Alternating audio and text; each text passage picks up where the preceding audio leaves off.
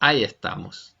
Estamos grabando. Muy buenos días para todas nuestras queridas alumnas del curso, alumnas y alumnos del curso Psicología a través del arte y el humor. Los saluda Gastón Moisés Espanés y los saluda. Uy, te congelaste.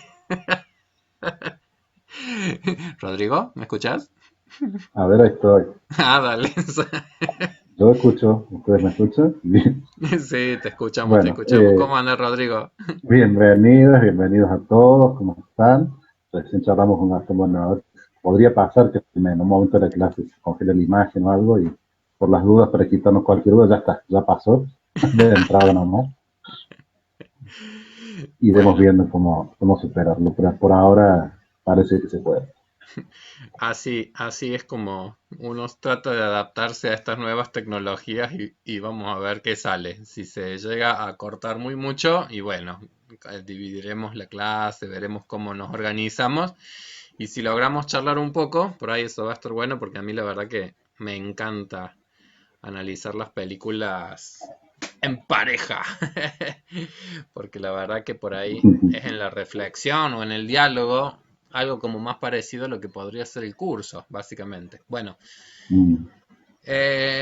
vamos al grano. Nosotros, a ver, habíamos dejado una propuesta que era el ver una película que nos iba a servir mucho como para resumir también algunas de las cosas que habíamos ido viendo a lo largo del año. Además, una película que, bueno, a mí me gusta mucho y que toca distintas temáticas. Es que es la película Cuestión de Principios. Entonces, uy, esperen, acá acabo de mandarme una macana. Voy a poner compartir pantalla. Me dice que el anfitrión me inhabilitó la función para compartir pantallas. Ese es Rodrigo, ese es A Rodrigo. ver, ahora, A ver, ahora sí, que hago eso permiso. sin darme ninguna cuenta, ¿no? Ahora sí puedo compartir la pantalla. Y entonces yo voy a poner así. Nosotros igual salimos chiquititos ahí al lado, pero salimos. Y se alcanza a ver la imagen. Bueno, justo la imagen que se alcanza. Bueno, vos lo estás viendo, Rodrigo. Es la imagen de Sí, Federico ya lo Lupi y veo. de Norma Leandro, que son los actores principales, junto con Pablo Echarri, los actores principales de esta película. ¿Sí? Y bueno, y vamos a arrancar. Yo ahí aprovecho vos. ¿Sí? Recién decías que te gusta mucho la película. Yo la verdad es que con esta peli he tenido, eh, mm, he ido cambiando mi apreciación después de verla varias veces. Así que una cosa que por ahí sí vale la pena es recomendarles que la vuelvan a ver. Siempre estas pelis que uno se detiene a analizar tanto y en detalle, siempre está bueno volver a verlas un par de veces como para encontrar esos detalles. En este caso, la verdad es que uno va siempre encontrando algunas cositas. Y yo salvo a Federico Lupi, que no termina de gustarme, sí me parece que hay actuaciones maravillosas. La Norma Leandro está fantástica, que hace delitos. Y un guión muy interesante que está escrito por Roberto Fontana Rosa. Exactamente. Que por ahí a Roberto Fontana Rosa uno no lo conoce tanto, o por lo menos yo no lo conocía tanto. Bueno, uno sabe que tiene muchas obras y que tiene muchas cosas muy interesantes Roberto Fontana Rosa, pero sí, yo cuando descubrí que él era el guionista también eso me gustó mucho. Sí, y es un muy buen guión, me parece que es un buen guión. Bueno, vamos entonces con las primeras escenas de la peli, si la cámara lo permite. Ahí está. Y en realidad a mí me parece que esto es una linda metáfora, cómo arranca la película, ¿sí? Porque viste que, bueno, son todas esas escenas de puerto y además unas escenas en donde están como rompiendo cosas y están como reacomodando oficinas y están bajando unos cuadros y están subiendo otros cuadros. Es decir, es como que ya con el arranque nomás está apareciendo una cuestión que tiene que ver con cambios, con transformaciones, como algo viejo y algo nuevo, o algo que muere y algo que nace. Y también nos los van presentando, aparece el puerto, digamos, como primera escena, y aparecen unos veleritos, ahí también como primeras escenas, que me parece que tiene mucho que ver con, bueno, con que ya nos va pintando aspectos que son como de la personalidad de nuestro protagonista, de Adalberto Castilla, cuestiones que tienen que ver con el detallismo, cuestiones que tienen que ver como con una pasión ahí por el coleccionismo. Bueno, y ahí ya se ve la imagen, esto que yo decía, rompen cosas y cosas que van desapareciendo y cosas que van siendo nuevas y como ese juego, porque aparecen esos elementos nuevos y al mismo tiempo vos lo ves a la de Alberto Castillo con un librito que se ve que tiene 1.000.000 de años, librito de modelismo naval, que se ve que es una reliquia prácticamente. Entonces es como que ya va poniendo el foco en algo que va a ser una cuestión en la película, que tiene que ver con eso, es como nosotros nos vamos aferrando a medida que vamos teniendo una historia a la historia. Y a todos nos cuesta en algún poco la cuestión de la novedad y la cuestión del cambio, la cuestión de la transformación. Bueno, ahí es donde se ve lo de la cuestión Sí, por otro lado, también inevitable esa, ¿Cómo? Sí, te escucho. decía que esa transformación también un poco inevitable porque siempre hay cambios y las cosas pasan de un modo a otro y de algún modo vos decías, usabas la palabra cosas que se rompen, cosas que se destruyen, por ahí es necesario para poder construir y para que de algún modo las cosas permanezcan, pero no siendo igual. Exactamente. Es decir, la inevitabilidad del cambio. Es decir, podremos no querer cambiar algunas cosas, podríamos querer que algunas cosas no cambiaran, podríamos querer que no hubiera pasado nunca la pandemia, podemos desear, pero la realidad nunca termina de amoldarse el tamaño ni a nuestros deseos, sino que la realidad tiene su principio organizador, Y como quien también dice. me recuerda un poco algo de lo que vos decías en la clase el lunes pasado, de cómo los cambios son necesarios e inevitables, y al mismo tiempo, de algún modo, hay que conservar cierta identidad en Claro, ese cambio. Es decir, que lo que cambia siga siendo lo mismo. Vos decías reconocerse uno mismo en un niñito de 3 4 años que tiene muy poco en común con uno, el tamaño, la forma de ver el mundo y todo. Sin embargo, uno de algún modo se reconoce. claro. Y ese es como el desafío de nuestro psiquismo. Creativamente poder ir haciendo esa construcción que nos dé como continuidad identitaria y al mismo tiempo poder ir adaptándonos a determinadas transformaciones y a nuevas realidades. Bueno, nos metamos ya como en la primera escenita que ya tiene cosas para charlar en términos psicológicos. La primera escena de la película arranca como en un espacio muy chiquito, que es que es Mm. donde se cocinan las cosas a veces. La cocinita de esa empresa, en donde está este muchachito hablando con otro empleado, Torriglia, que ese sí lo mencionan más al apellido, así que lo vamos a mencionar. Hay un empleado que está ahí trabajando. Estos están hablando de cine, están hablando de películas, qué sé yo. Y después de repente aparece nuestro personaje, aparece la de Alberto Castillo, que aparece ya con modos que yo he ido notando algunas cositas porque siempre me gusta como tratar de ser la... la que por ahí digo son como los detalles que uno va pescando cuando uno efectivamente ve muchas veces las películas. Pero Mm. la primera Bueno, yo palabra ahí, con la cual empieza... ¿Cómo? si me dejas antes de meternos en una cosa más psicológica, Sí, lo que quiero llamar la atención es sobre la película de la cual están comentando, que no sé si la llegan a nombrar, pero dicen una película en blanco y negro, bueno, está bastante bien. Esa es El Ciudadano, de Citizen Kane, sí. es probable que está considerada por muchos críticos la mejor película, la película mejor dirigida de la historia. Porque también es interesante empezar una película hablando de esa película, no sé qué, que en el fondo parece que es más o menos divertida y que parece en realidad una gran película. Ah, eso se me había escapado ese detalle. ¿De qué película decís que hablan? Es el Ciudadano, Citizen Kane, una película de Orson Welles, Ajá, que de hecho construye toda la película en torno a un enigma que es esta palabra Rosewood, que él dice Rosewood, dice todo el tiempo el señor y nadie sabe qué es. Es complejo porque tiene toda una historia esa película también respecto de su gestación y del personaje que representa, que no es, digamos, no tiene ese nombre, pero está eh, ocupando el lugar de una persona real, ajá. que era Hearst, y que era un gran magnate de los medios en su momento, lo cual le valió al director que le costará mucho después conseguir trabajo porque es una película muy crítica con este sujeto. Ah, Pero más allá del contenido de la película me parecía interesante de ello. bueno, Empezar la primera escena con diálogo. pero entonces tiene mucho que ver con esta película, de por qué hacen referencia a esa película. Porque digamos, después también nuestro personaje va a tener un conflicto como con su patronal, como quien dice. Yo por ese lado no, sí, pero sí lo pensaba por el lado del origen, digamos. Por supuesto es imposible resumirlo tan corto, pero finalmente el enigma, el juego a lo largo de la película, es una palabra que un moribundo dice, repite constantemente.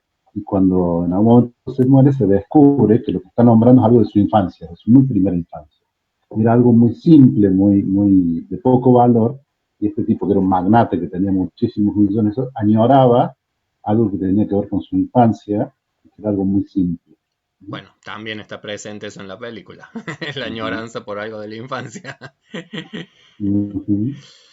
Bueno, y yo decía que él cuando entra, la primera palabra que enuncia Adalberto Castillo es permiso.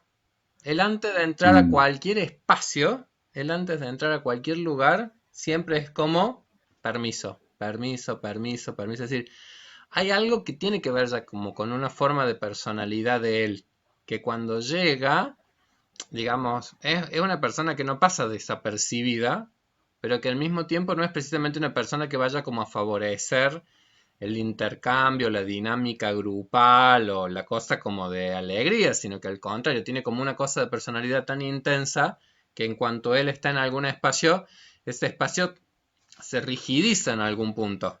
Se producen como cuestiones así de, de cierto formalismo, ¿sí? Como de cierto formalismo que él impone un poco con su modo de ser y con su personalidad. Y de hecho, en esa escenita que yo te muestro, cuando él entra hace como un comentario. A ver, espera, ¿cómo hago para que te comparta la pantalla? Ahí está. Pero él de hecho hace como un comentario, dice, como que somos muchos. Entonces, este hombre que está así como haciendo los arreglos, porque él no es un trabajador, digamos, del rango de los que están charlando, sino que es como el encargado, viste, del mantenimiento y de...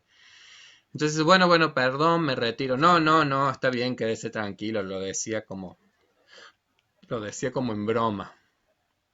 Entonces digo, tiene como una cosa de personalidad que en cuanto entra es como que más bien se generan silencios. Bueno, y después cuando está por salir, el comentario que trae él, los otros estaban hablando de películas, pero el comentario que trae él es, ¿y conocen al gerente nuevo? O sea que él viene como con esa inquietud de plantear y a chusmear con, con los otros compañeros. ¿Conocen al gerente nuevo?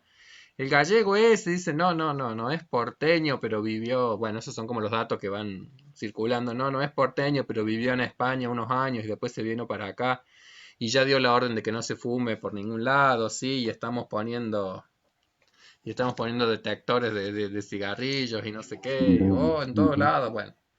Y la expresión de Silva, la primera es, sí, yo lo vi al muchachito este. Silva es su apellido, jovencito, a lo mejor demasiado. Pero igual, pinta de buen muchacho. Vaya uno a saber. ¿Por qué me interesó esa como primera escena? Marcarlo un poquito más también. Porque yo lo que voy percibiendo en nuestro personaje es que él siempre arranca ya como en una posición que es la posición como bastante judicial. Es decir, como una cosa de estar haciendo un juicio con respecto a los otros. ¿Sí? Es decir, jovencito, a lo mejor demasiado, pero igual pinta de buen muchacho. Es decir, esta cosa de definir quién es bueno o quién no es bueno. Es decir, como una cosa de que evidentemente él ya tiene una forma de vincularse con el mundo, una estructura de personalidad en la cuestión de el juicio de lo que está bien y lo que no está bien, de lo correcto o lo incorrecto, de la forma que tienen las cosas, parece que tiene su importancia. Y después quitarla... Sí, que por ahí Sí, es una forma eso de entender el mundo, pero que claramente en él tiene muchas capas, porque está incluido, por ejemplo, la edad. sí, ¿Qué edad tiene que tener uno para llegar a ser gerente? claro. Entonces, eso ya es forma de, bueno, lo que sea, ya es demasiado joven para, a lo mejor, dice, quizás demasiado joven. claro. Y por supuesto que, Es decir, que hay una edad para cada cosa, hay un modo, hay una serie de formas en que las cosas deben hacerse y momentos. claro, que es como una expectativa también puesta de las cosas, pero que a su vez después, bueno, veremos que también tiene que ver más con su propia vida. Es decir, lo Mm, esperable sería que a cierta edad vos estés en tales o cuales trabajos y a cierta edad, como la de él tal vez, en otras, mm, en otras posiciones o en otras, es decir, tal vez también hay cuestiones del orden de las expectativas propias que no se han visto confirmadas por la realidad o de las expectativas no solamente propias, sino de la señora, bueno, y esas cuestiones que después se van a colar en la película. Y sí, que ahí uno podría dar vuelta un poco el ejemplo y decir, bueno, si uno le preguntara a Silva por Castilla, que sería, bueno, sí, un poco viejo para no haber llegado a gerente. claro, claro, claro, exactamente. Si uno le preguntara a Silvia qué diría, tal vez tendría otras expectativas u otros prejuicios. Bueno, cuando es, porque a esa escena es como que él entró, se generó eso, sale y, y ahí entonces el empleado este del mantenimiento pregunta, ¿y este señor? Mm, ¿Qué hace este hombre? Y ahí el muchacho más joven, a mí me parece interesante lo que comenta ahí, porque digo, ahí vuelve algo de lo que charlábamos, porque dice, bueno, primero le da con un caño, básicamente lo que hace este viejo es romper las pelotas, y Torriglio en cambio, no, es un buen tipo, es una persona, qué sé yo, es un buen tipo, dice. Torriglio habla de él de forma mucho menos crítica que el muchacho, ¿sí? mm, Y, y no solamente eso, sino que dice, hay que entenderlo, porque, bueno, cuando fue el cambio de las computadoras, ahora con todos estos cambios que se están dando, debe estar un poco alterado. Cuando fue el cambio de las computadoras, decía que era como el fin de la empresa, el fin del mundo. Entonces, bueno, está un poco preocupado con ese tema.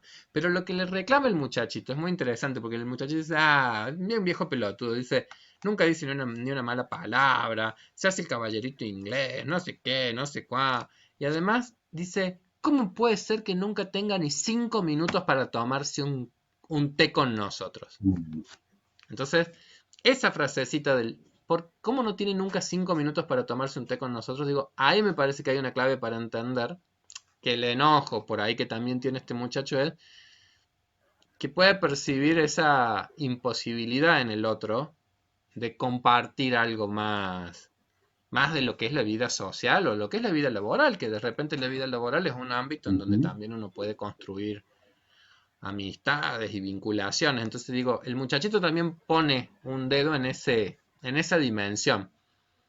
Es decir, no tiene nunca ni 5 minutos para compartir con nosotros.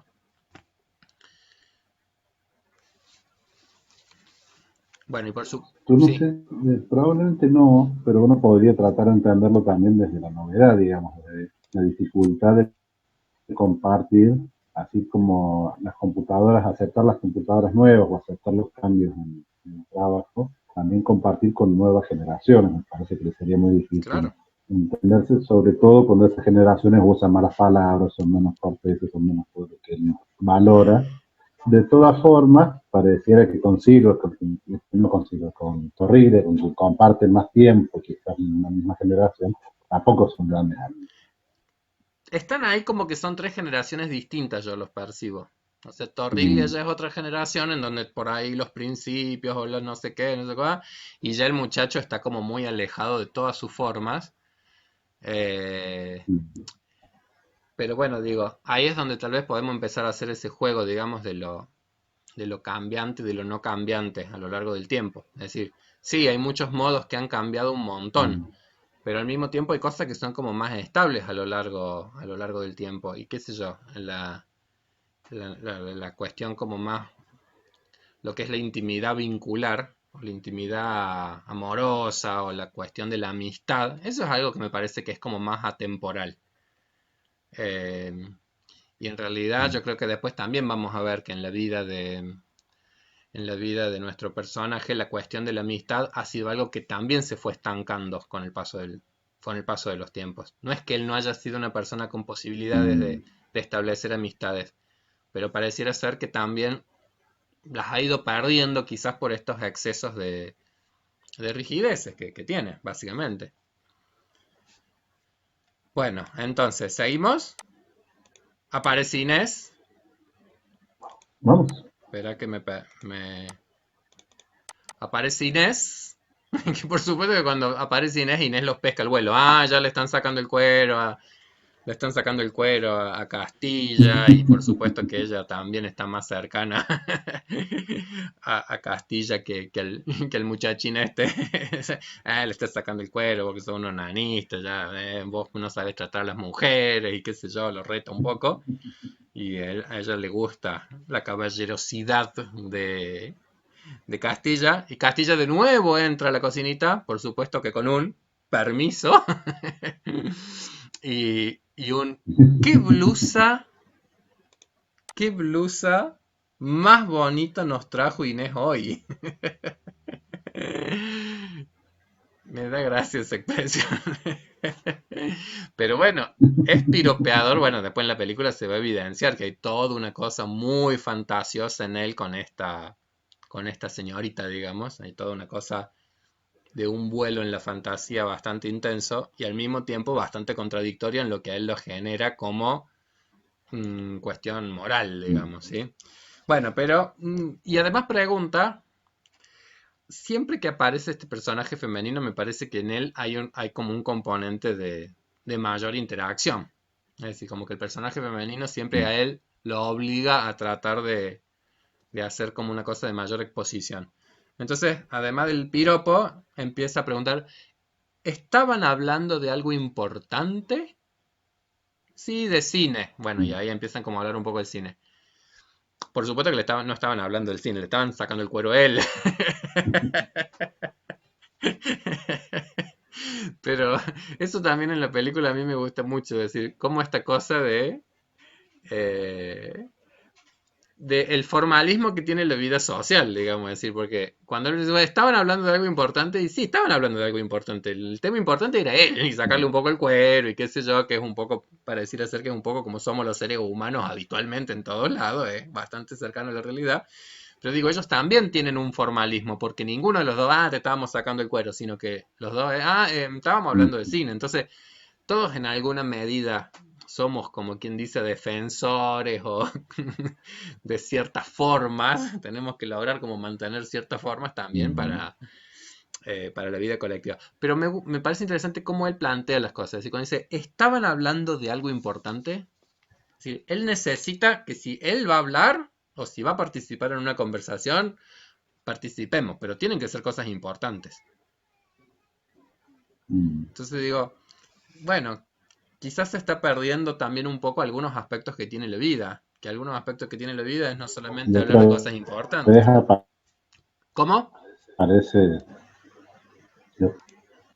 y otra vez aparece en esa cuestión de importancia o no, también un juicio de, bueno, si vamos a hablar del cine, que es algo importante, yo le voy a decir cuáles son las películas buenas y cuáles son las malas, cuáles son los actores buenos y cuáles son los malos, y no hay comparación, digamos, ya todo ahora no sirve. Otra vez, bueno, el tema del tiempo, el tema del paso del tiempo. Sí, ahí aparece con fuerza el componente nostálgico, muy fuerte, porque ahí nomás se va a mencionar los actores de su época, como quien dice.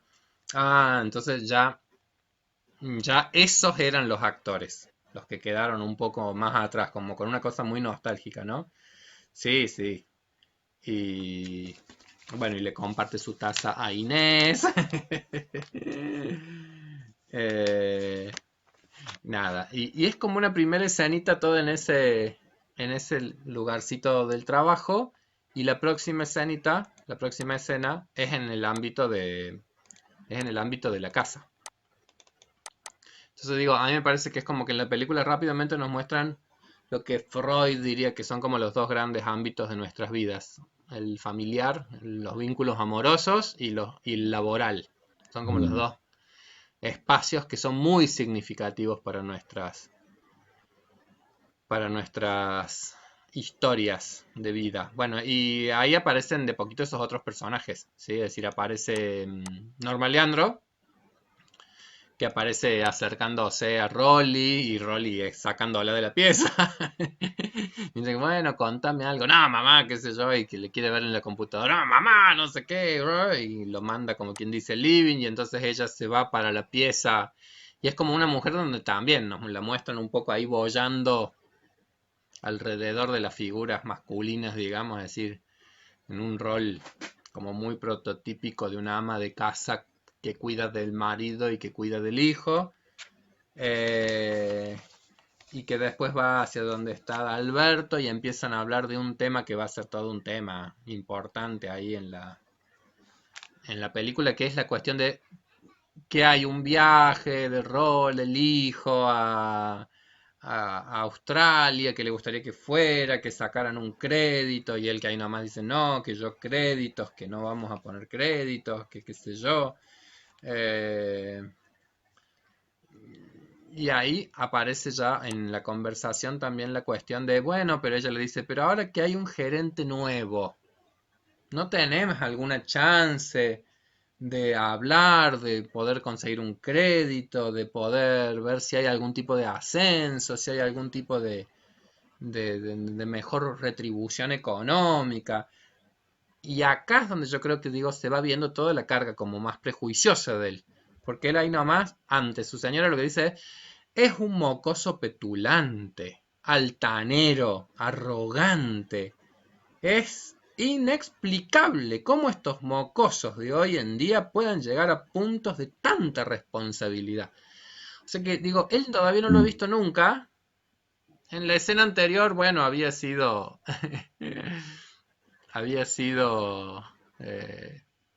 correcto. correcto, había mantenido ciertas formas, pero en esta escena, cuando es la señora la que le dice, bueno, hay un gerente nuevo, que qué sé yo, eh, ahora ya sale como todo un componente mucho más agresivo en él, mucho más agresivo. Es decir, es un petulante, es un altanero, es un arrogante.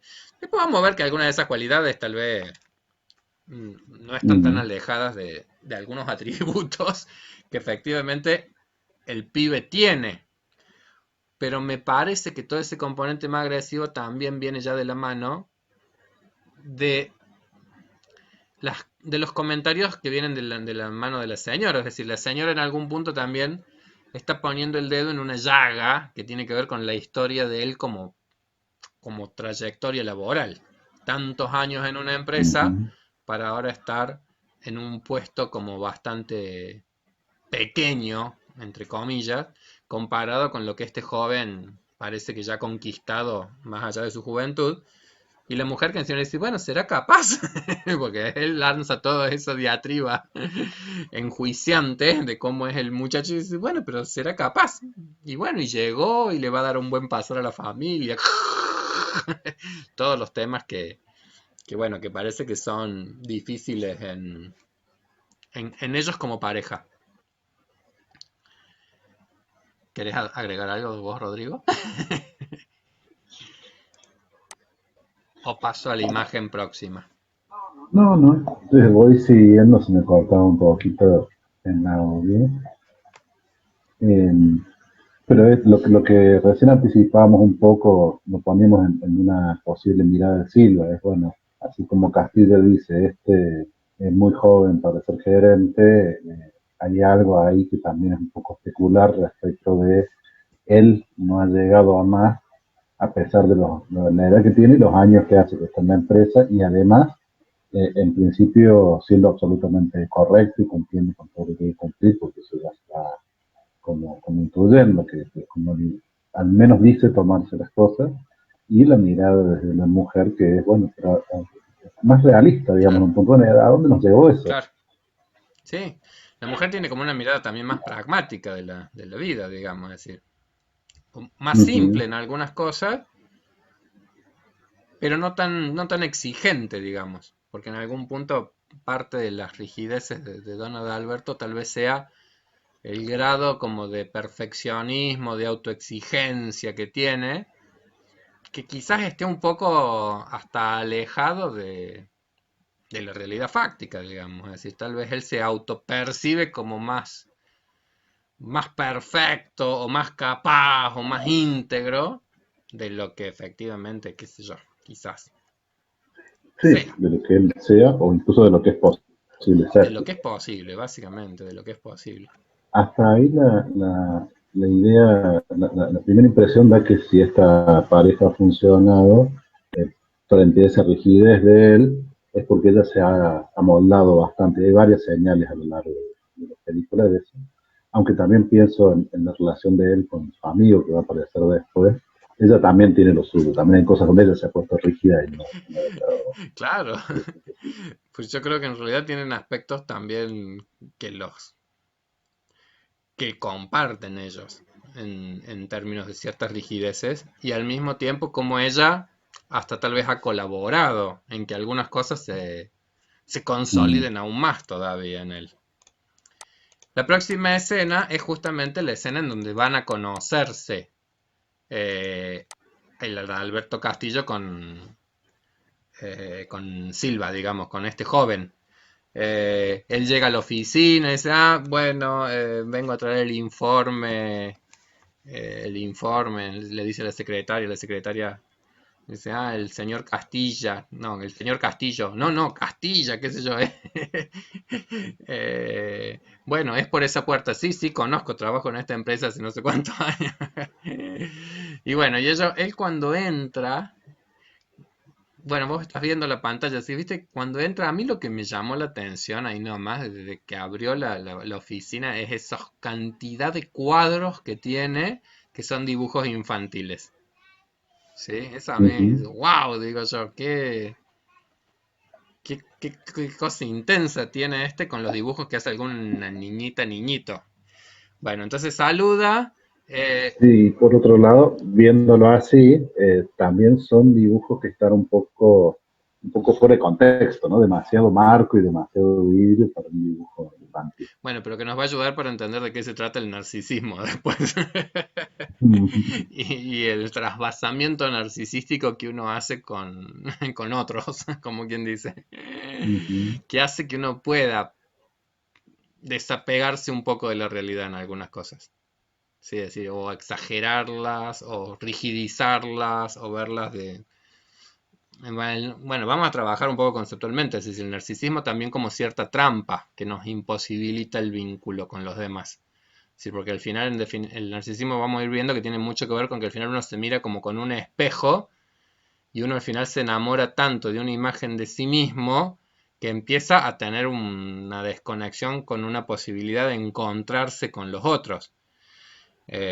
Tendríamos que incorporar ya esa, me parece, un poquito el mm. concepto del narcisismo para que se enriquezca el análisis. ¿Qué quiero decir? Para quien no conozca el mito de Narciso, Narciso es ese personaje que, tan enamorado de sí mismo, se termina ahogando en una fuente de agua, viendo su espejo y enamorándose de su imagen y al final cayendo y muriendo. Pero otra parte también de la historia de Nada. Narciso es la de la ninfa Eco. Es decir, que había alguien que estaba Mm. enamorada de Narciso y lo buscaba y lo seducía y él en realidad nunca tuvo no tuvo como esa posibilidad de conectar con otro amorosamente por esta cuestión de lo que sería el componente excesivamente de amor puesto en una imagen de sí.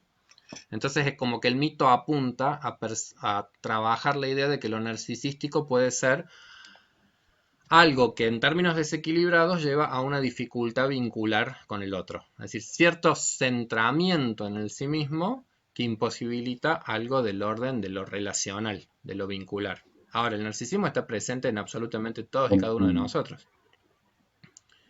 Rodri. Sí, no, solo iba a acotar eso que vos dijiste recién, que lo que estás contando son mitos de la mitología clásica, la mitología griega, que muchas veces la psicología, y particularmente el psicoanálisis, ha tomado, no casualmente, digamos, porque esos mitos se han perdurado porque tienen algo, aunque no sea una descripción ni científica, ni siquiera filosófica, pero hay algo ahí de cuestiones que se van manteniendo porque hay algo muy relacionado con la experiencia humana, con la naturaleza humana, Claro. que está puesto de ese modo, entonces uno lo puede pensar y después darle alguna vuelta. Como vos decías, no se puede tomar tampoco al pie de la letra. Entonces uno se inspira en eso, puede a partir de eso decir, bueno, hay algo de ese amor desenfrenado por uno mismo que puede ser tan mortuorio como que uno termina muriendo por eso y no pudiendo relacionarse con otros, pero también está claro que un inicio de enamoramiento con uno mismo y cómo lo unos a otros lo ven es no solo posible, sino necesario. Absolutamente. Entonces, eh, ¿por qué introducir esto del narcisismo? Porque digo, en realidad uno de los aspectos del narcisismo también tiene que ver con cómo hay un juego profundo de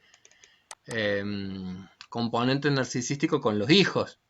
Entonces, con los hijos hay como toda una cosa de trasvasamiento narcisístico, es decir, uno por qué los mira como con unos ojos tan particulares y uno está tan enamorado, por ejemplo, de sus propios hijos, porque en algún punto también son la creación de uno, entonces se cuelan aspectos Mm, narcisísticos también en lo que uno puede percibir o en lo que uno puede valorar también del otro, como quien dice.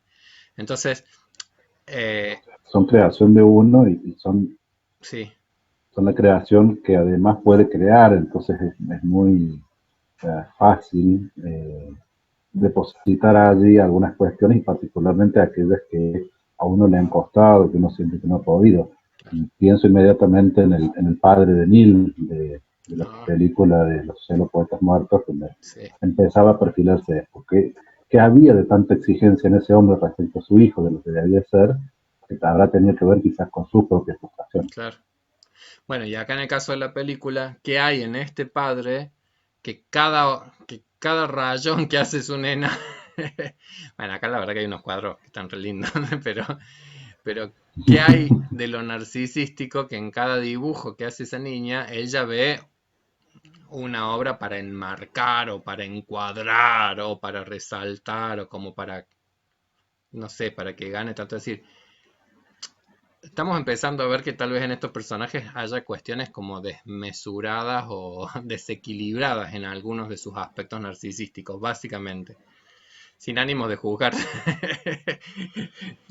Pero Es ya lo estamos difícil. haciendo.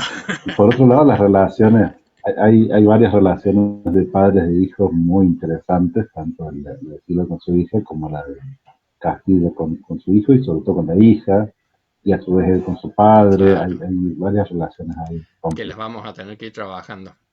Y que, bueno, él cuando, digo, él entra, el otro dice, bueno, espéreme un minutito, entonces él como que tiene un tiempo para ver toda la oficina, que también yo por ahí tenía esa sensación de qué estará sintiendo él cuando ve una oficina tan linda y tan paqueta y tan grande y tan adornada y tan nueva y tan todo. Es decir, ahí tiene que haber también en él todo un componente que se tiene que mover de los elementos de la...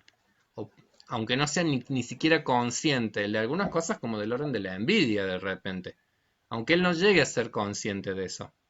Pero el pendejo, petulante, no sé qué, arrogante y todo lo demás, y de repente entras y no solamente es también como conectar tal vez con alguna cuestión envidiosa. Es algo loco, porque yo digo, qué ambiguo que es, porque hay cosas que están haciendo, que están generando algo del orden del rechazo al otro, pero también hay algo que es del orden de la admiración y de que a él le gustaría tal vez estar en ese lugar o haber llegado a ese lugar.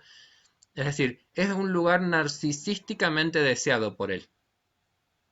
No sé si coincide en lo que digo. Es decir, hay acá cosas que si movilizan cosas tan agresivas en Adalberto, es porque quizás el otro está representando una posición narcisísticamente bastante cargada, imaginada por él, soñada o apetecida. Creo que sí, y parte de lo que puede potenciar eso no es tanto lo distintos que puedan ser, por ejemplo, en las edades, sino las cosas que hay en común. Y ahí justo en esa imagen que vos estabas mostrando, había como pequeñas colecciones, Claro, ¿no? Y empezamos viendo cómo él armaba representaciones de barquitos en maqueta, y ahí había unas bicicletitas, y que por supuesto son distintas, y los objetivos también son distintos, porque en el caso de Silva tiene más que ver con el coleccionismo y la completud, y en Adalberto hay toda una cuestión de construir el barquito y todo lo que después iremos charlando acerca de los veleros, el agua, pero hay cosas que aún en el rechazo que se producen tienen que ver con la similitud. Entonces es algo así como, bueno, no estaba tan lejos yo de llegar a esto, yo podría haber sido como él. Sí, e incluso yo creo que en esta, eh, estoy tratando de leer una cosa acá y no me entiendo ni mi letra. No, pero digo, en esta como escena, a mí me parece que es como muy interesante porque justamente el, lo que va a pasar, espera que voy a compartir acá la pantalla, ¿no? Pues yo había mostrado esa escena, entonces ahí yo había justamente sacado la foto de esto, de la colección. Porque el intercambio que ellos tienen, primero es como un intercambio, es una interacción absolutamente como laboral. Es decir, bueno, entra de vuelta Ciro y dice, ah, bueno, me trajo el informe, qué sé yo. En realidad lo primero que hacen es como saludarse, decir, bueno, qué sé yo, esta es mi oficina, qué sé yo, bla, bla, bla. Bueno, y después que se saludan, dice, bueno, este es el informe, no sé qué, no sé qué. Bueno, bueno, muchas gracias. Mañana me puede traer otro con no sé qué datos, no sé qué. Sí, sí, sí, bueno, adiós. Y cuando él va saliendo, el que busca la interacción, es decir, el que busca trascender la interacción laboral, es Adalberto Castilla. No, no es el joven. No sé si se comprende. Es decir, para él era un empleado. Y para el otro es un jefe, pero que es algo que se ve que le genera más intensidad emocional. Entonces, es Adalberto Castilla el que busca una interacción. Por supuesto que con el discúlpeme. Perdóneme, señor Silva, y me da gracia muchas veces cómo él habla. Porque dice, perdóneme, no quiero que parezca una intromisión de mi parte, pero vi esas revistas antiguas, tertulias y no sé qué, y empiezan a hablar del coleccionismo y empiezan a hablar. Incluso es como que el Adalberto dice, qué bárbaro, que me parece tan bien que una persona joven tenga este tipo de hobbies y de gustos y de no sé qué cosas así, porque obviamente que como son los mismos que tiene él, los considero muy valiosos, es decir, el coleccionismo, la cosa como media detallista, la cosa como medio obsesiva, ya, digo, ahí empieza a verse de qué se trata el narcisismo como trampa, es decir, él empieza como a poner en valor y a enamorarse de aspectos del otro, pero en tanto que el otro sea como soy yo, básicamente, que me parece que ahí es donde está como más claro cómo el narcisismo se puede transformar en una restricción. El otro, en tanto que me refleje, el otro, en tanto que sea como parecido a mí, como si fuese un espejo, encajamos bárbaramente. Pero en cuanto el otro me rompe un poco esa imagen especular y es distinto, ya me sale un odio tremendo, como quien dice, un odio terrible. Probablemente amplificado un poco por la, entre comillas, decepción, digamos, otra vez, porque podría haber sido igual a mí, pero no lo es. Entonces es más doloroso que alguien que directamente nunca estuvo dentro del repertorio de posibilidades. Claro. Pero yo quería marcar eso, es decir, que acá el que buscó la interacción, el que la buscó, Mm. el que buscó interactuar con el jefe, es él. Que él está como, Y de hablar de un tema que no tiene que ver con lo laboral, como claro, de los hobbies, de los gustos. exactamente, yéndose como a otra área. Y por lo tanto hace bien en pedir disculpas, me parece a mí. En este caso corresponde. Me parece que hace bien en pedir disculpas, porque en realidad digo, es interesante la película porque digo, a veces en esto de la rigidez que él tiene y en este como autoconvencimiento de que él es correctísimo en todo lo que hace y de que él no es chusma y de que él no es esto y de que él no es nada, él de repente digo, tampoco tiene del todo conciencia de su actuar. Y efectivamente, él es el que está nada, nada grave, digamos así, porque sería también algo absolutamente factible que pueda acontecer. El tema es que es muy gracioso en la película en qué va a derivar todo Sí, esto. pero ahora mientras vos lo decías, pensé también cómo lo vería él mismo en otro. ¿no? Si él viera a alguien haciendo esto, probablemente lo tildaría de chupa media, está buscando congraciarse con el jefe, que es lo que un poco él, en un momento creo que hasta Aurelia le dice, le nombra así, dice, "Ay".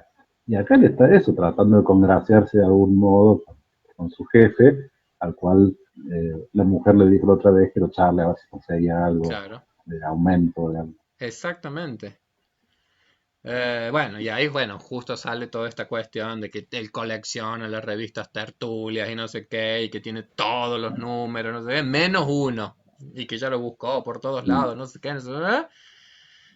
Y bueno, y ahí justo le dice, ah, mire, yo justo tengo uno, porque cuando vino a Rosario el príncipe Humberto de Saboya, el Jockey Club le hizo una recepción para agasajarlo, y allí en una foto junto al príncipe está mi padre. Un solo número, porque lo mandó la familia de España y entonces, bueno, la familia se había quedado allá, qué sé yo, bueno, el 48, el 48. Bueno, y entonces al final el Silva le deja, bueno, mire, fíjese la revista y no sé qué, y acá, y él hasta le deja el número del celular. Acá ya se ve como un punto ahí, bueno, el punto que nos va a dar historia, como quien dice, así es cosa como de obsesión que tiene este fulano para completar su colección, pero aparecen toda una serie de símbolos que yo me acuerdo cuando lo empezamos como a buscar los simbolismos de todas estas cuestiones, como emergieron cosas interesantes. El príncipe Humberto de Saboya es justamente, eh, vieron que alguna vez lo charlamos el año pasado o el otro año, que cuando uno piensa en las coronas europeas, todavía está la corona inglesa, la corona española, es decir, reyes y reinas existen. ¿Y cuándo es que en Italia desaparece la cuestión de los reyes, las reinas, las princesas? Bueno, tras la caída digamos, tras la Segunda Guerra Mundial, hay como elecciones y hay como un plebiscito y los italianos votan para pasar al sistema republicano y desaparece el sistema, digamos, el sistema de realeza, ¿sí? Es decir, la cuestión de la realeza. Y cuando se decide eso, bueno, justamente el príncipe de Saboya se supone que era el que iba a ser rey. Entonces, en algún punto, el Humberto este de Saboya es un personaje que además históricamente, efectivamente, hizo como unos raíces así por distintos lugares de Latinoamérica, de Argentina. Y en Argentina y en Latinoamérica se ve que hay como toda esta cosa de ver a la realeza de no sé qué modos. Entonces lo recibían, le hacían agasajos, pero era una realeza ya desocupada y en decadencia, digamos. Es decir, ya no era reconocido ese sistema de gobierno en Italia y entonces él era como la metáfora de la decadencia, digamos, de toda esta dimensión u organización política. Y digo, qué metáfora similar un poco también a lo que es como esa cuestión narcisística que también se está resquebrajando en nuestro personaje. ¿Sí? Es decir, una cosa como de un comportamiento de caballero inglés o una cuestión como de un aparentar un modo de ser o de vivir o de sentirse, como él lo va expresando. Dice, ah, bueno, porque mi padre estuvo con el príncipe de Saboya. Es toda una cosa como de ponerle mucho valor a esos símbolos de grandeza, de realeza, no sé, una cosa como muy regia.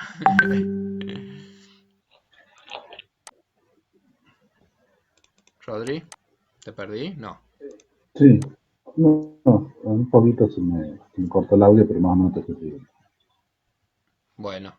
Y el otro componente como simbólico es justamente que aparece el número 48, que todos los quinieleros sabrán que 48, y Claro. los no quinieleros, el muerto que habla. Entonces por ahí lo que nos preguntamos en alguna vez que debatíamos esta película es decir, ¿cuánto habrá de simbolismo en esto del muerto que parla? De qué peso va a empezar a tener ahora este recuerdo de este padre o de cómo era este padre y cómo uno empieza a ver que eso en la película tiene como un peso. Porque, por ejemplo, cuando la mujer le decía a Alberto Castillo, sácate un crédito, no, mi padre, los Castilla, nunca hemos tenido una deuda, no, mi padre, qué sé yo, los Castillas, no somos personas de doble palabra, sino tenemos una sola palabra, es decir, no, los Castilla. Entonces, esto del muerto que parla, uno también lo puede empezar como a vincular con cómo algunos aspectos, quizás un tanto rígidos de nuestro personaje, también guardan relación como con esas identificaciones que él tiene, en las cuales él sigue siendo como muy parecido, tal vez nunca puso en crisis, el poder diferenciarse un poco de la generación previa. El de quizás haber vivido una vida muy apegado a formas que no son del todo propias, sino formas que han sido formadas por otros, como quien dice. Es decir, sin que hayan pasado por una cuestión como más crítica en él. eh, lo que, bueno, nosotros hay en la psicología del desarrollo un autor que se llama James Marcia, que trabaja mucho en la adolescencia. Creo que cuando vimos la Sociedad de los Poetas Muertos hablamos un poco de la identidad hipotecada. Es decir, cuando Mm. uno no pasa por ciertas crisis y en algún punto repite acríticamente algunos esquemas igual que como eran los padres, como quien dice, y uno no ha tomado, como quien dice, la voz propia como para definir algunos aspectos más singulares, más de los procesos de individuación que hemos trabajado ese tema. Pero en todo caso, está claro que el que habla es otro, ¿no? A través de uno, la voz del que habla es el padre o quizás los abuelos o los bisabuelos, no sé de cuándo viene esa. Y de los Castilla que no toman deudas, que tienen una sola palabra, que están vinculados a una hipotética tasa real, pero donde la voz que se expresa no es Claro, propia, no se ha apropiado nunca como mi voz. El que habla no soy yo, sino que alguien habla a través de mí. claro. Y está fuerte esa metáfora, ¿sí? Porque al final cuando son las voces de los muertos, los muertos que hablan, es decir, Mm. habla de que hay algo como bastante, quizás, estancado, todavía como con tal vez necesidades de que se pueda movilizar para que puedan producirse ciertos cambios o ciertas transformaciones. Y creo que tal vez, bueno, sea uno de los temas de la peli. La cuestión es que justo el número es el 48, justo es il morto chi parla. Uy, espera que no logro compartir la pantalla. Ahí está. Justo es el muerto que parla y se va con esa como pendiente. Bueno, voy a ver, qué sé yo. Eh, en la próxima escenita, acá simplemente les recuerdo, pero algunos de los atributos de arrogancia o de no sé qué aparecen en el personaje porque, viste, aparece armando como la Mm. reunión de directorio y Sí, sí. sale con toda una Me cosa parece una muy cuestión de planificadora, control, sí, de, claro, de mucho control, que las interacciones con los otros claramente no son espontáneas, y todas las de acá en adelante uno las va a leer siempre en ese tono. Y también me parece que él las lee así, cuando él le atribuye a Castilla por qué hace lo que hace, siempre hay la suposición de que hay una estrategia para lograr algo por detrás de eso, exacto, ¿no? Cosa que el mismo Castilla entra por momentos, después más adelante, ¿no? claro, exactamente. Bueno, en esa escenita, eh, bueno, dónde va a ubicar a las personas, al fulano que quiere hacer que se siente lejos del otro, al que quiere hacer sentir incómodo y le saca una parte de la silla. Además, hasta queda en evidencia que está en relaciones con su secretaria. Bueno, queda muy en Mm. evidencia nuestro personaje. Y mientras tanto, en la otra escena, aparece ahí la señora es la que le... Yo eso también digo, qué interesante, porque es la señora la que va a buscarle la foto, es la señora la que remueve las cosas, es la señora. Hay como toda una cosa de delegar él también un poco. Hay cosas que él las ha tenido como un poco delegadas en otros. Bueno, busca. Con toda la ambigüedad que implica la delegación vista como un ejercicio de poder de que alguien lo haga porque yo no quiero, y por otro lado una cuestión de indefensión, de que yo no puedo, no podría, ir a la sensación de que él no sabría ni dónde buscar. Sí, totalmente. Bueno, y cuando aparecen esas fotos, aparece lo que después va a tener sentido, la foto de un compañero del secundario, Jauregui, que él lo veía como una persona muy combativa, y aparece la famosa revista. A todo eso están en la pieza del hijo ahí buscando las cosas. Viejo, déjense de hinchar! Aparece la foto del amigo y aparece Tertulias y aparece número 48. Y a mí lo que me impresiona un poquito es que cuando aparece esto de la... Aparece en él, hay como un gesto en la cara, como que le cambia la cara cuando ve que justo es el número 48. Y al mismo tiempo, a mí me da mucha gracia. Esta parte yo siempre me río, Es fantástico. siempre me río solo. Para mí acá hay algo muy importante en la película. Porque yo creo que él cuando ve el número 48, él sabe que ahora tiene algo que lo empodera. Es decir, Mm, hay algo que a él le genera una cosa de valía personal, porque ¿por qué él sería valioso ante los ojos de ese jefe si no tuviera esta revista? ¿Se comprende? Es decir, ¿hay algo que lo podría ubicar en posición de valía ante la mirada de ese jefe? Nada. O prácticamente nada.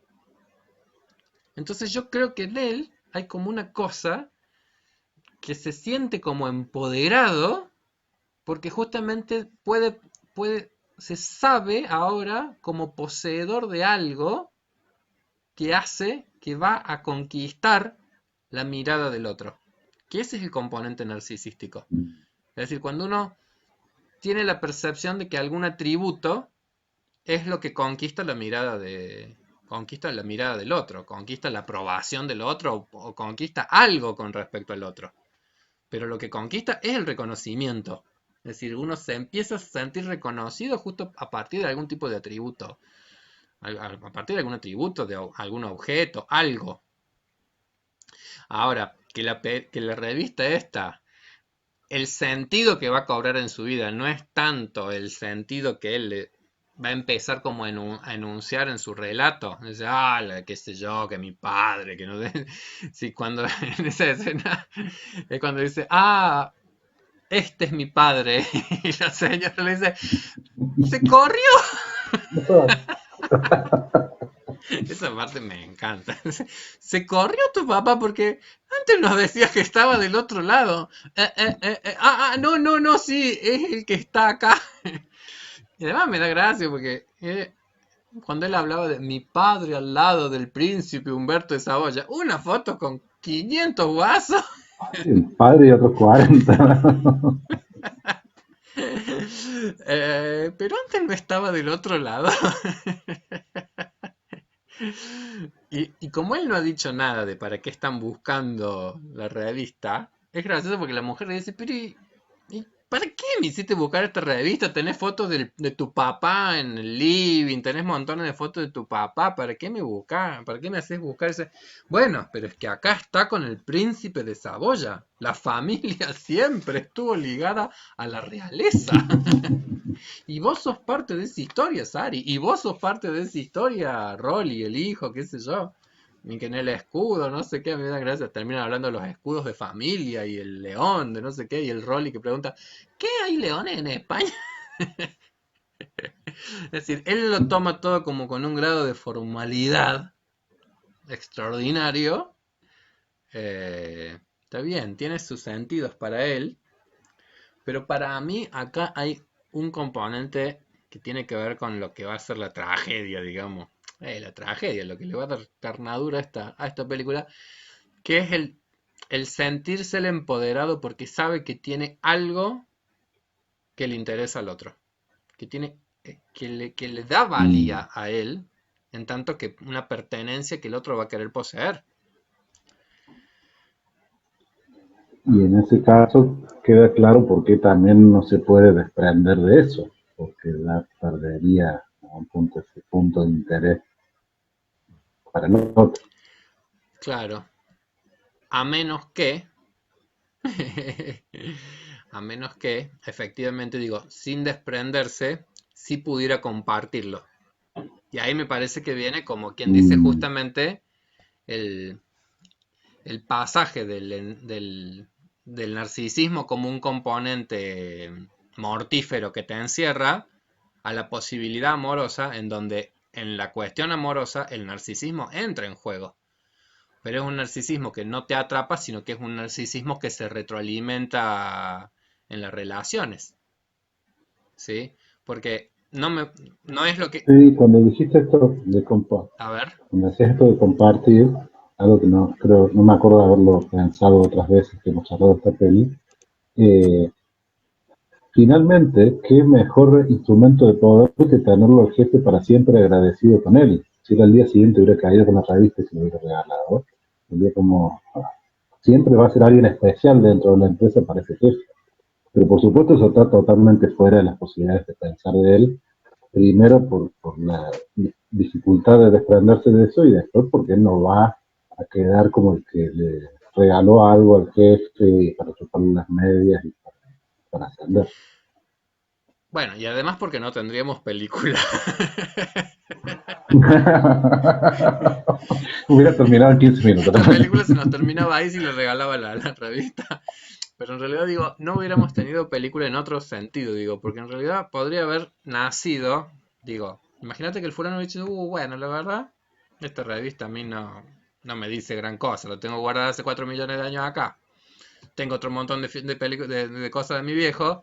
Digo, podría haber sido también el inicio de una amistad, en donde en la amistad Mm, justamente lo que hay es que lo narcisístico no te frena, sino que hay justamente esa cosa como de, bueno, de admiración mutua, de reconocimiento, es decir, podría haber nacido una amistad o podría haber nacido justamente, qué sé yo, una deuda, entre comillas, de, como vos mm. decís, digamos, del jefe para con él.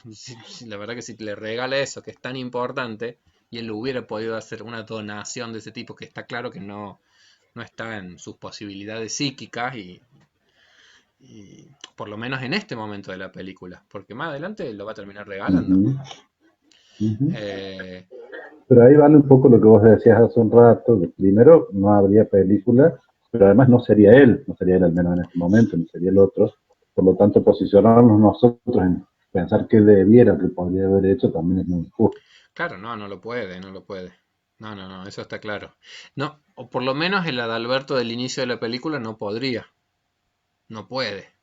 Ujú. Eh, bueno, entonces, bueno, acá ya viene la próxima escena y es justamente que llega al lugar en donde están como en la reunión esta de... la reunión. Me río porque antes de llegar a esa reunión viste que, bueno, él está en reunión coordinando todas las cosas, con llamados telefónicos, habla en francés para que los demás vean como que está en contacto con la sede central de la empresa, no sé qué. A mí me da gracia porque cuando llega Adalberto a la oficina, está trabajando, está trabajando el empleado ahí con el tema de los cables. Y hay una parte que para mí es como la metáfora de lo que se viene. Y dice, no, el cable rojo no, el cable rojo no toques, el cable rojo no toques. Y es porque para mí está como justo indicando lo mismo que va a pasar después en la película. Es decir, no te vayas justo en el lío de ponerte a hacerte cocorita con el jefe. Y es como lo que va a pasar 5 minutos después, digamos. Es Mm, decir, tené cuidado, es decir, sé prudente, no vayas justo a tocar eso que no hay que tocar. Pero bueno, de nuevo, no tendríamos películas si no... y es interesante que lo que él le dice es, no, al otro lo que le pasa es que es daltónico, que es como cierta ceguera a los colores, y también acá hay como alguna ceguera de Castilla respecto de las interacciones y cómo le va a todo lo que recién decíamos que el Silva está pendiente de cómo va a reaccionar como cada uno, y que si le sigue sin coma, que no. él entra y parece que él tiene que decir lo que tiene que decir, no importa el contexto, ni cómo le va a impactar al otro, ni cómo el otro se va a ver puesto en jaque por un empleado frente a toda la plana mayor de la empresa. Totalmente. Que eso es como lo más intenso de esa escena, ¿no? Es decir, porque bueno, él entra, le deja los informes, qué sé yo, bueno, muchas gracias, no sé qué. Uy, ¿vio el tema de la revista? Y dice, uy, sí, lo vi. Y mire lo que son las casualidades. En efecto, tengo, es lo número 48. No lo puedo creer. Y entonces ahí él le cuenta a todos los que están ahí presentes. Y mira, y qué loco. Porque incluso lo que dice Silvia en ese momento es, bueno, mire que no quiero que me la regale. Mm, Porque yo por ahí pienso, digo, y si no hubiera dicho nada más que decir, ay, es decir, porque acá también viene poder pensarlo a Silva. Porque mm, después vamos a tratar de pensar un poco más también en este joven, pero no quiero que me la regale. ¿Y por qué no poder querer que te regalen algo? Entonces, de vuelta, ahí tal vez ahí haya que pensar en cuáles son así como pensábamos las imposibilidades de Adalberto, tal vez que podamos pensar también las imposibilidades de cómo pensar los vínculos o las relaciones de Silva. Porque yo decía, tal vez si a Adalberto le mm, regalaba la revista, nacía una amistad. Bueno, tal vez si Silva pedía que le regalaran la revista, nacía una amistad. mm.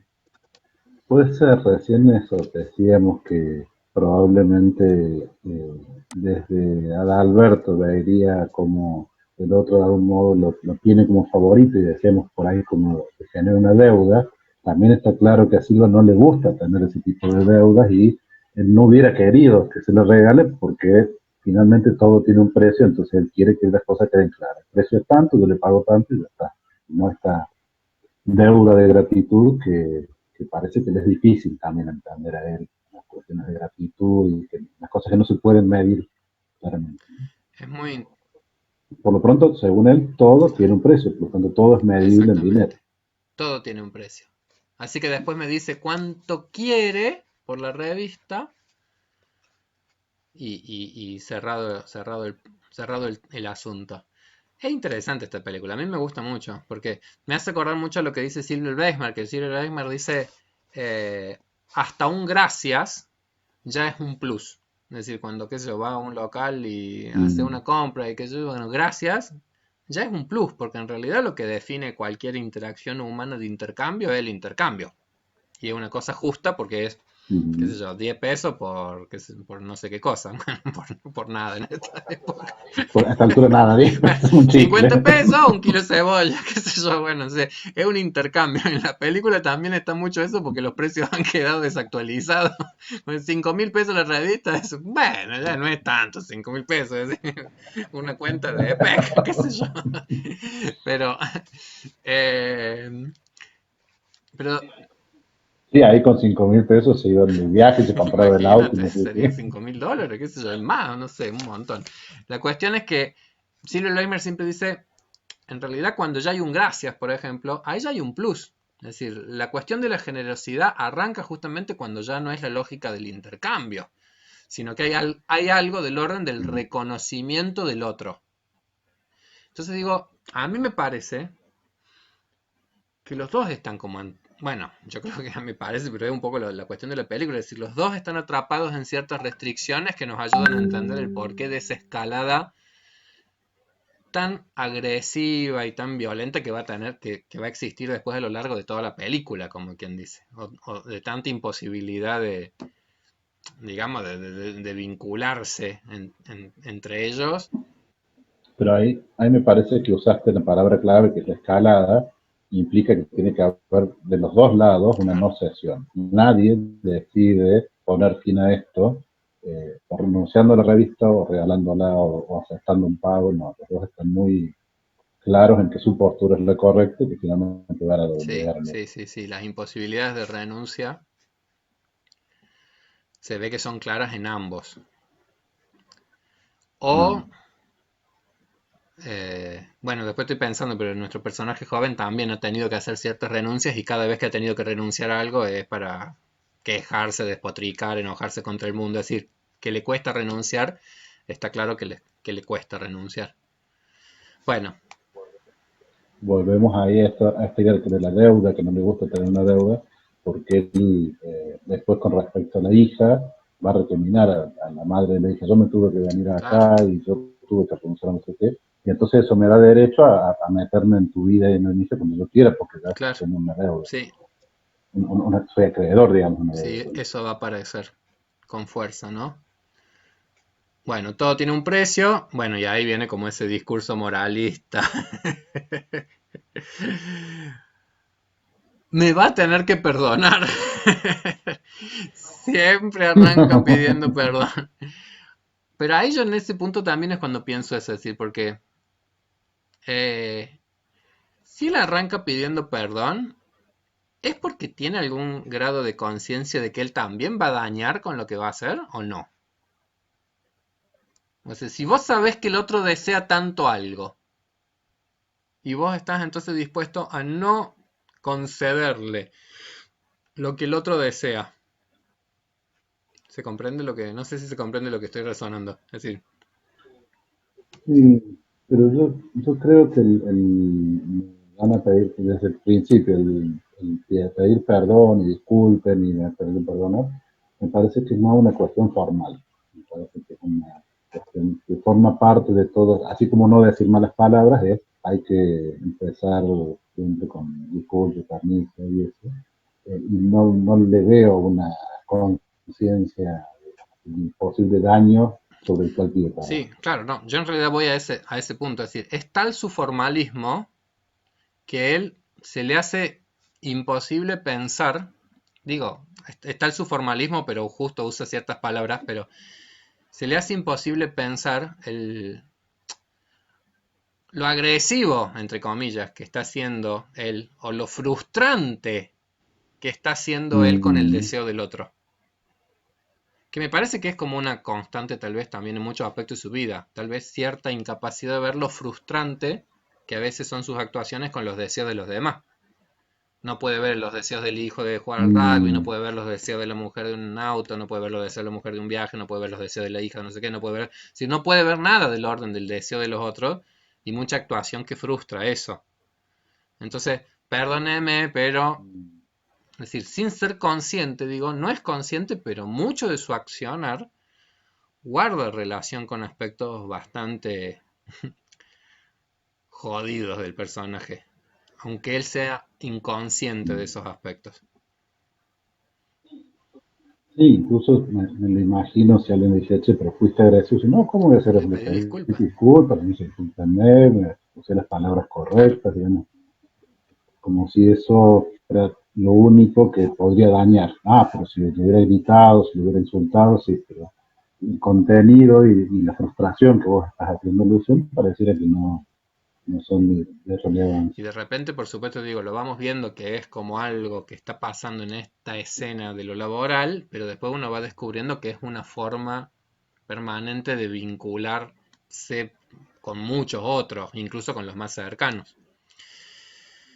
Bueno, qué pena, Ujú. pero esa revista dice, me va a tener que perdonar, pero en esa revista tiene un enorme valor de índole espiritual. Está mi padre en ella y no se la puedo dar. A él me parece que hay una frase interesante, si no se la puedo dar. Eso me parece que refleja bien su impotencia. Ujú. Porque en realidad no se la puede dar, pero también se la podría dar. ¿Qué problema? Entonces, yo no sé si tendría tanto problema. No, y mucho menos vender. Usted como es joven, y ahí sí me parece que aparece algo, cosa todavía más agresiva que él no puede percibir.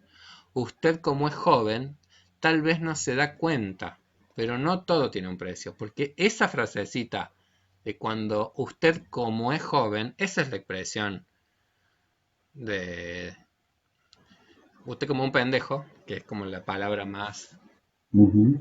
más claramente peyorativa que a veces se puede utilizar para con la juventud, de forma prejuiciosa, ahí se percibe con más fuerza que hay un componente ya muy arrogante también en él, en Adalberto. Y es la contracara también cuando al principio el chico joven en la cocina de la oficina decía, este es un viejo que ya quedó desactualizado, ahora es el otro lado, este es muy joven para poder ser gerente en ese momento, acá para entender, usted es muy joven para entender esto, como si entender o no entender, que tenemos que ser joven, sea viejo. Totalmente. Hay cosas que no se compran con dinero. Y bueno, y justo ahí termina esa escena, me encanta también porque termina con el corchazo. Fulano, estaban sacando para hacer el brindis y ¡pum! Festejando de algo que no había que Corchazo y festejar. se le cae todo el cielo raso, y la cara de enojo del fulano es fantástico. Eh, pero para mí, bueno, es como que él tiene su minuto de gloria narcisística en esa escena, con toda la... Sí, que la va a aprovechar ¿Cómo? también, que la va a aprovechar también contándola y siendo un poco el centro de atención en algunos momentos. Exactamente, siendo el centro de atención, tanto en el mundo familiar como en el mundo laboral, porque justo están como en la celebración de los años de matrimonio. No sé si vos estás viendo la Mm, foto ahí, y ahí ya aparece sí, el padre. Yo, claro, allá ¿lo atrás. ves? Yo esta vez que vi la película digo, ah, claro, mira, empezó a hablar y acá aparece por primera vez. Sí, no, no lo Esto, había visto. eso es lo que yo digo que, como vos decías, cuando uno ve muchas veces las películas empieza a descubrir detalles, qué sé yo, y acá justamente la primera vez que aparece así, fuerte, el padre, ahí atrás, la foto, esto de... Y empezó a hablar el padre también, empezó a hablar el muerto que parla, empezó ya también esta cosa histórica que él tiene de cierta rigidez y cómo se supone que tiene que ser un Castilla y toda esta historia, y ahí ya él se pone en esa escena, bueno, tienen que hablar del matrimonio y ahí ya también se empieza a hacer evidente que en este matrimonio no todas las cosas marchan eh, para reírse, sino también para llorar un poco. Como que la Norma Leandro, eh, qué sé yo, y tienen como un ritual con las lechucitas y qué sé yo, qué historias ahí. Pero después, él, como bien vos decías, ese minuto de gloria que tuvo ante la mirada de todo el directorio, ahora le va sacando como el jugo y él mismo se encarga de contarlo a todo este grupo de amigos ahí al frente, y él se encarga de contarlo al frente de los compañeros de trabajo. Eso no sé si saqué una foto, sí, porque en la película hacen como un juego de que él se los Sí, muestra y ahí él lo los va noto. contando a la familia y se los va contando Mm. a esta anécdota y de repente digo, esa es como para mí la imagen de lo que es la ganancia narcisística. Es decir, consiguió la mirada de todos y una mirada que él también confunde un poco, porque él hace la lectura de que todos los están mirando con admiración y no todos lo están mirando con admiración. Para mí lo más evidente es bueno, la Inés lo mira con admiración, ella que lo ve como un padre, pero en la familia no todos lo miran con admiración. La mujer de hecho se le transforma la cara, porque cuando Mm. escucho eso, Ujú. dice, "Eh, se puso a pelear con el jefe, lo quiere matar". La amiga lo mira como con cara de sorpresa, en cambio el novio de la amiga lo mira con cara como diciendo, ¿en qué berenjenal se está metiendo el tipo? Porque se ve que es mucho más avispado en cuestiones vinculares, como que... Y si Sari, la mujer, tenía una mirada un poco más realista, un poco más apegada, este es el personaje el de este amigo, me parece que es el más crudo en esta cuestión del realismo, Un ¿no? pragmatismo absoluto. Un pragmático, sí. No, Una vida vivida de una forma bien pragmática la de este fulano. El Pepe Novoa se llama este actor. Pepe Novoa. mm, Lo busqué para identificarlo bien porque me gustó mucho su actuación. Y ahí por supuesto que la señora en cuanto los demás se han ido dice, pero ¿qué has hecho? ¿Cómo te vas a poner a pelear? Te van a pegar una patada en el traste, te vas a quedar sin trabajo, no sé qué, no sé cuál. Es decir, es realista la señora. Eh, ¿Cómo sigue? Bueno, no, a ver, voy a seguir pasando acá. Bueno, y ella mientras lo va retando, él está tirado ahí en la cama. Eh, Expresiones de él es, alguien tiene que ponerle un freno. La prepotencia de los chicos de ahora. Y en la mujer, ¡sos un irresponsable! Eso es lo que sos, Adalberto. ¿Dónde vas a conseguir trabajo cuando tu patrón te pegue una patada? ¿Por qué te tuviste que hacer el héroe con tu jefe? Y mira qué gracioso. Acá ya va a emerger cuestiones familiares, pero él dice una frase que a mí me gusta mucho, pero que bueno, tal vez él la piense muy formalmente, pero dice, no me hice el héroe, dice. Además, héroe es quien se vence a sí mismo. Y esa frase sí me gusta mucho a mí, porque yo creo que después, digamos, a lo largo de la película, lo más heroico que va a poder hacer él no va a ser la lucha esta sin sentido con el fulano, sino que lo más heroico que va a poder hacer él en su vida después va a ser sacar un crédito, reconciliarse con la hija, reconciliarse con el amigo, apostar a ciertos sueños personales. Es decir, lo heroico va a ser realmente cuando él logre algunas transformaciones más creativas del sí mismo. No sé si acá es como que él lo preanuncia, o bueno, si es un formalismo más, digamos, decir, pero él dice, no me hice el héroe, porque héroe es quien se vence a sí mismo. Lo que está claro es que, bueno, él no termina de percibir cómo su actuación evidentemente trae consecuencias en lo vincular, porque el reproche después de Sari es, bueno, esto, pero es lo mismo que hiciste con tu hija. Y fíjate cómo terminaron las cosas después. Porque a mí me parece que ya viene como lo más interesante, cuando uno va percibiendo que ese modo vincular es una constante en sus relaciones vinculares, que es lo que nos pasa un poco a todos. Sí, en estas frases me parece que es más, ¿cómo decir? No sé si una frase hecha o una... pero suena un poco a eso, ¿no? Que el héroe es el que se vence a sí mismo, suena un poco más algo, no dicho con total, con cabal conciencia de lo que Claro. se está diciendo. Pero me acordaba el otro día, me hiciste acordar a vos ahora un poeta cordobés muy poco conocido, que murió muy joven, que tiene un libro que se llama Entre yo y yo, el enemigo.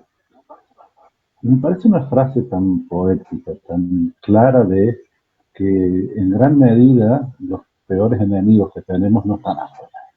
Los más difíciles de vencer no están afuera. Entonces, ese gesto de heroicidad que consiste en luchar con aspectos de uno mismo que uno puede identificar que no le juegan a favor, es realmente de una profundidad que a mí me cuesta verla en este castillo, al menos del principio de la Claro, película, que esta frase la todavía. dice, pero digo, o sea, él la dice como formalismos que, como los que enuncia muchas veces, pero me gusta como frase. Mm. Es decir, me parece que es una frase interesante, que lo heroico Sí, tiene sí, que ver sí. con eso, es decir, con el vencer algunos aspectos de uno mismo. Yo por ahí lo pienso como ajedrecista, digamos, es decir, los deportistas, Mm, en algún punto vos llegás como a cierta mejor comprensión de las cosas cuando entendés que el adversario, en definitiva vos lo que tenés que hacer que en realidad que el principal adversario para mejorar en la disciplina, como quien dice, sos vos mismo, es decir, lo que tenés que superar ujú, constantemente es a vos mismo y que en definitiva los adversarios con los que jugás, en definitiva vos lo que tenés que hacer es agradecerles porque se prestan justamente a ese juego de poder mm, descubrirte si has ido mejorando y progresando en tu nivel de desempeño, como quien dice, sí, pero que en definitiva lo que uno está tratando como superarse es a uno mismo. que finalmente es casi lo único sobre lo cual uno puede hacer algo. Digo, justamente las reglas en los deportes tienen que ver con evitar las influencias externas. Si lo que yo puedo hacer es distraerlo al otro, golpearlo, qué sé yo, entonces sí estoy haciendo algo. Pero si las reglas, sigo las reglas, lo único que yo puedo controlar es mis movimientos. Lo único que yo puedo hacer en cualquier interacción es decidir qué hago o dejo de hacer en relación al otro. Y después veré qué hace el otro con eso, pero finalmente la única posibilidad es mejorar lo que uno hace. Lo heroico está en uno. En las Mm, posibilidades propias. vencerse a uno mismo. ¿Cómo? Vencerse a Che, uno nosotros mismo. no hemos ido viendo el tiempo para nada. No sé cuánto tiempo lleva esta grabación, Rodrigo. No sé, pero no son los 40 minutos que habíamos supuesto. 1 hora 25. Esto no sé si se va a lograr. Bueno, podríamos Vamos a hacer un tener que hacer recreadito. ya un corte acá, porque después subir esto a YouTube va a ser dificilísimo. Bueno, estimada gente, hacemos un Bueno, corte. Recreíto, cortamos. se ha hecho largo. Ya volvemos.